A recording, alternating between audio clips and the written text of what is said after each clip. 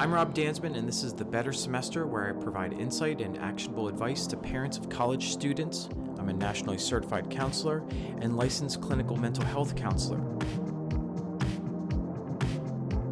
Hey everyone, thanks for joining me. This is a retread of an article I wrote for Collegiate Parent last fall that got a lot of attention, so I figured I'd add a little bit of my voice to it and add some updated thoughts.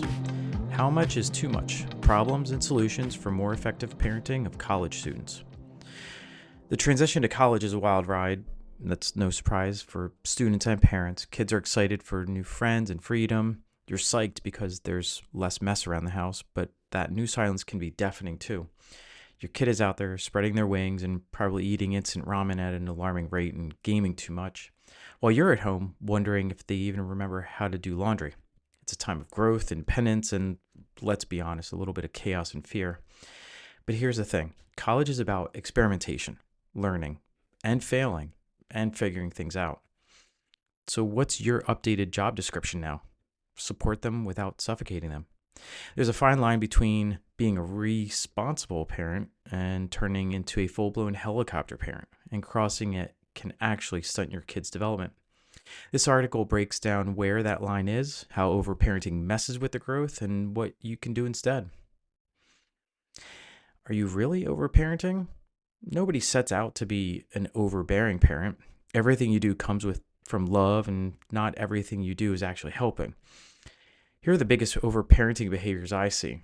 Check yourself before you wreck their independence while attempting to quiet your anxiety. Number 1, excessive monitoring. Are you checking grades? That's a smart move. Stalking their every move via Snapchat or Instagram, Life 360 or Find My or daily FaceTime calls? Yeah, not so much. When you constantly check in on your kids' grades, social life, and daily activities, it sends a clear message, quote unquote, I don't trust you to handle this.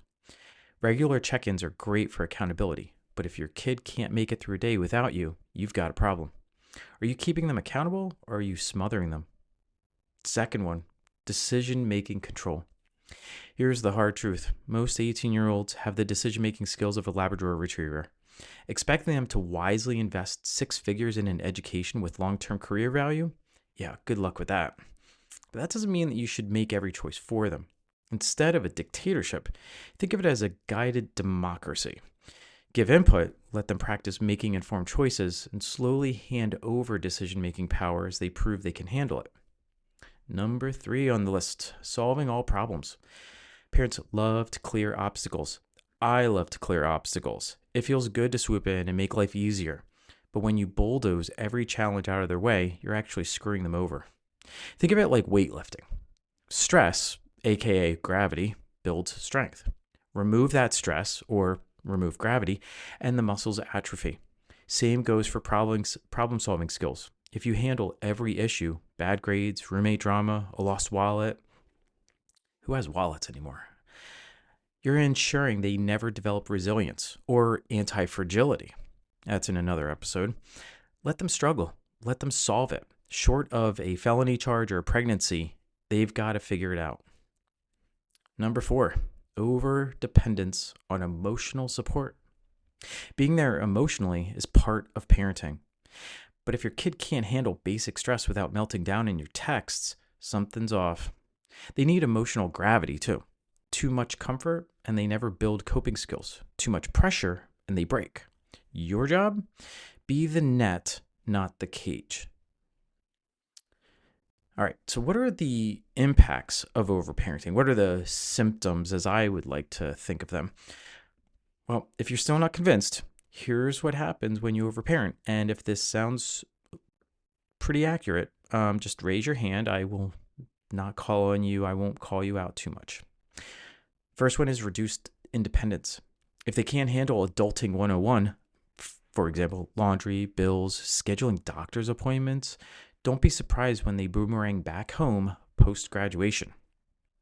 Next one, lower self-esteem. If they never take risks or own their wins and losses, their self-confidence stays stuck in the kiddie pool. Next one up, inhibited development. Identity is built through experience. If they're only living the life you designed for them, they won't know who they actually are. Increased anxiety is next. Helicoptered kids feel massive pressure to be perfect. They also feel like they're going to freak out at the first sign of failure. Not exactly a recipe for success. Last one on my list, an artificial sense of success. If you've been subsidizing their life, they may have an artificial sense of being more independent and successful than they actually are. All right, what are some of the strategies, tactics, tips for being a healthy parent and providing healthy parental involvement? All right, enough about the doom and gloom. Let's get down to the real positive list here. The first one is encourage independence. Your kid needs to learn how to make decisions and mistakes. Guide them, but don't jump in with unsolicited advice unless the stakes are, well, as I referred to before, felony charge or pregnancy. Number 2, got to set clear boundaries. You're transitioning from CEO to consultant. Set expectations on communication, money, and responsibilities. Scheduled check-ins? Awesome. Random calls every 5 minutes? Terrible. Number 3, consult, don't solve. When your kid comes to you with a problem, don't immediately jump in with a fix. Ask questions. Make them think through their options. Help them problem solve rather than doing it for them. Again, we're trying to build a resilient kid, maybe even an anti-fragile kid that actually improves through adversity. Number 4, promote self-reliance. Your kid needs to handle finances, appointments, and responsibilities without you holding their hand. If they don't flex these muscles now, they'll be in for a rude awakening later on. Number 5, focus on communication. Listen to understand, not to fix. Your kid doesn't always need advice. They just need to be heard. Build trust by actually listening instead of waiting for your turn to talk. Number 6, validate growth. Growth happens outside the comfort zone. Push them. Celebrate the progress, the messiness of it, and let them own their wins and losses. All right, let's wrap this up. Parenting a college student is about stepping back so they can step up. Set boundaries, encourage independence, let them struggle a little bit. You're not abandoning them, you're preparing them. The long game here, raising an adult who can actually handle life without calling you in a panic over a flat tire. All right, let's get to work. See you all next time. Before you all go, I just wanted to say thanks for tuning in today.